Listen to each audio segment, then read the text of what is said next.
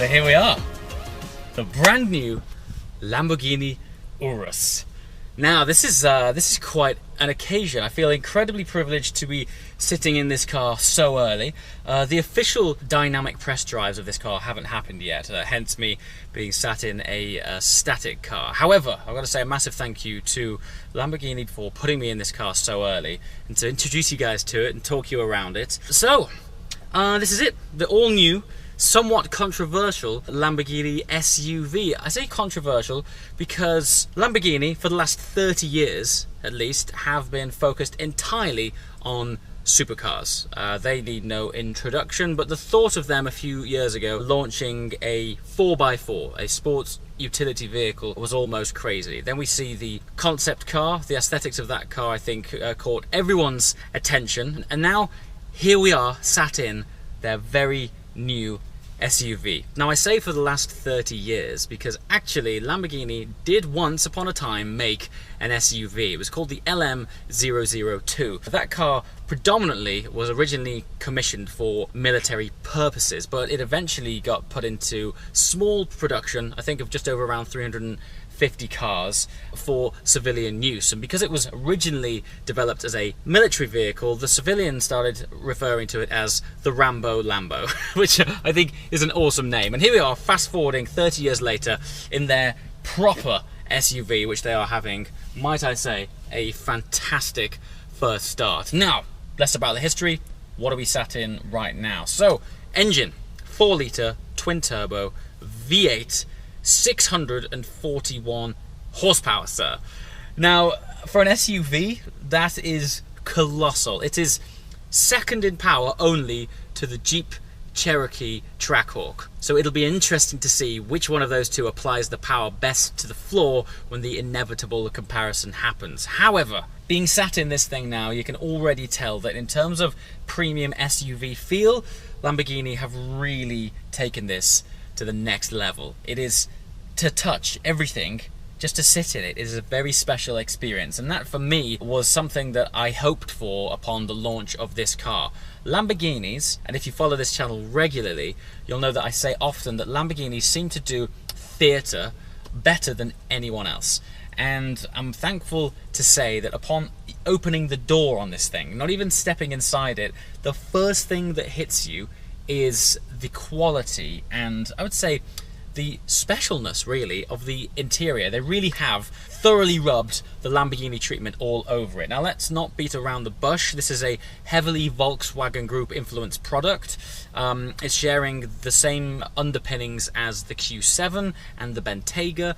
However, I have to say, stepping into it, while there is this sort of undertone of VAG Group feel about it, it is distinctly Lamborghini in every single way. That angular design language, which is prolific throughout Lamborghini these days, is very evident in this car, and so there is absolutely no mistake that despite there being some familiar switchgear from the Volkswagen Audi group in here, majoritively just being in it is beautiful. Back to that engine. So with 641 brake horsepower comes a 0 to 60 time of 3.5 seconds. Now let's just put that into a bit of context. I remember when Lamborghini themselves launched their Gallardo supercar only a few years ago. That had a very similar 0 to 60 speed. And today we find ourselves in this very practical 4-seater 4x4 SUV pushing out the same 0 to 60 times. So I cannot wait to experience the drive of this car. Also, it's running a twin turbocharged engine. So while in the past Lamborghini cars have been naturally aspirated, I would imagine the assistance of the extra torque in this is going to make it an absolute wonder to drive. Now don't forget, as an SUV, as a 4x4, this is a car that is very much designed to be driven and used every single day. The boot is huge, it looks practical, but still constructed with very plush surroundings, so your designer bag will look perfect amongst the resplendent Alcantara and leather trim boot. But what is unique about the Urus, which I can't talk about with confidence yet because I haven't actually driven it, but the idea of this car and what sets it apart is the fact that Lamborghini are claiming that it is as good in the sand dunes as it is on a dynamic handling road. So the idea is that you can take this thing off-roading, plow it through the desert, do all of your practical utility functions that cars like this are typically all about, but then, dare I say it, you could take it to the track. Now don't get me wrong, this isn't a track car by any means, but Lamborghini are saying that they have blurred the lines between practicality and sportiness. So to be able to experience that, it's going to be a wonder. Now I don't doubt it. In this day and age, I'm jumping into supercars, never mind SUVs, that are reverse engineering that very process. There's supercars that you look at on paper and they're over 700 horsepower and their 0 to 60 times are in the 2.5 second region, and you spend time in them and you could daily them.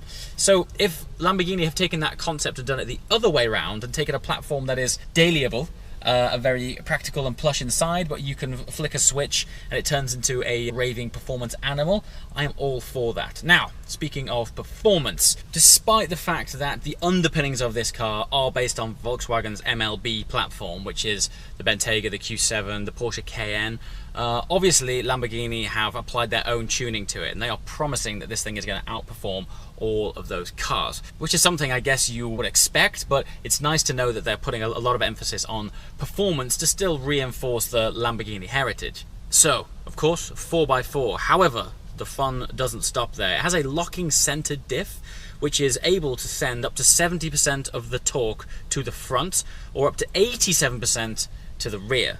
So maybe we're going to be seeing these SUVs going a little bit sideways at some point. Who knows? I just can't wait to experience it personally behind the wheel. Aesthetics. Of course, the majority of people so far have only seen videos of this car online, pictures, etc. I'm so happy to say that in person, the sculpture is awesome. It looks fantastic. It has a lot of presence, and right now we are in the world's largest Lamborghini showroom out here in Dubai, and even in this environment, which makes you a little bit jaded, it is still a wonder for the eyes. But I would imagine that when you plonk this thing into the reality of the roads, it's going to look absolutely stunning. Now I think the wheels that this is currently sat on are the 22-inch, which looks fantastic, but there is also going to be the option of a 23-inch wheel, which are going to fill those arches beautifully. I'm not sure how much that would compromise the ride quality. However, this does have air suspension, so maybe it's going to be calibrated with those 23-inch wheels in favor,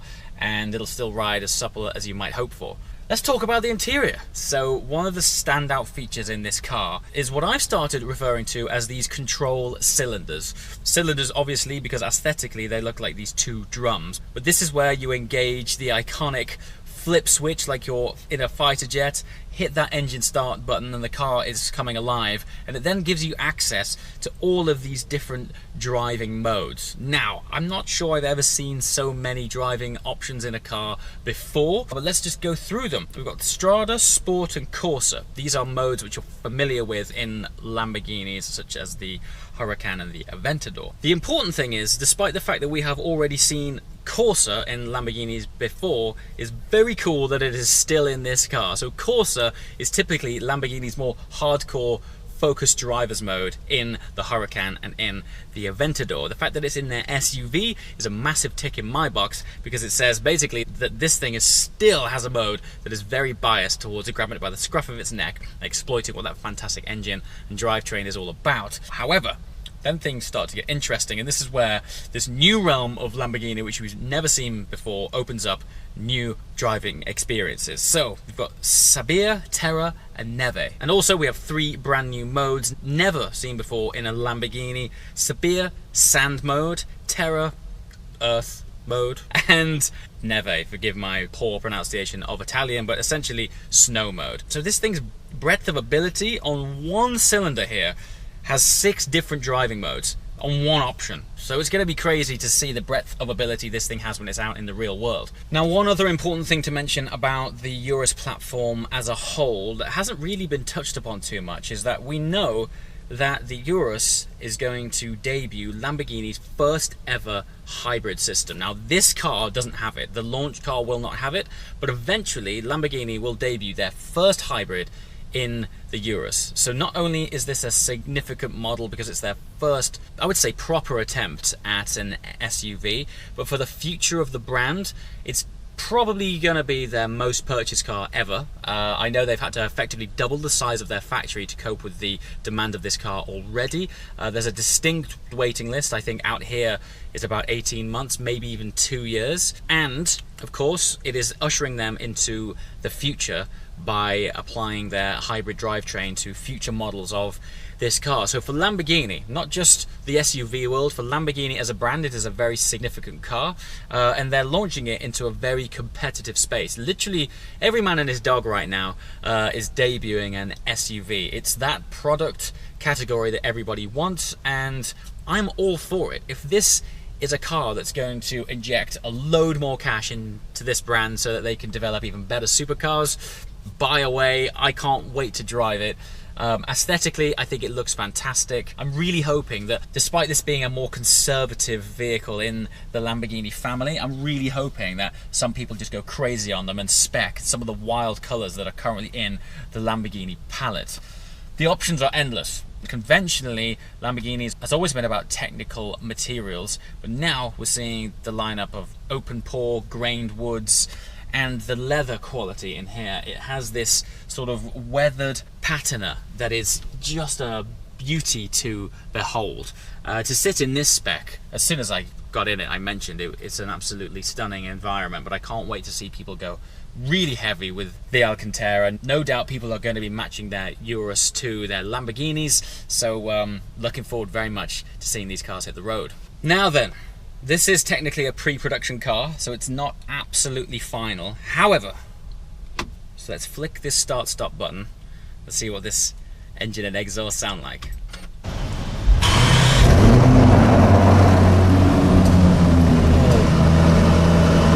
Wow. Yes, I would like one. As always guys, thanks for watching. I'll see you next time.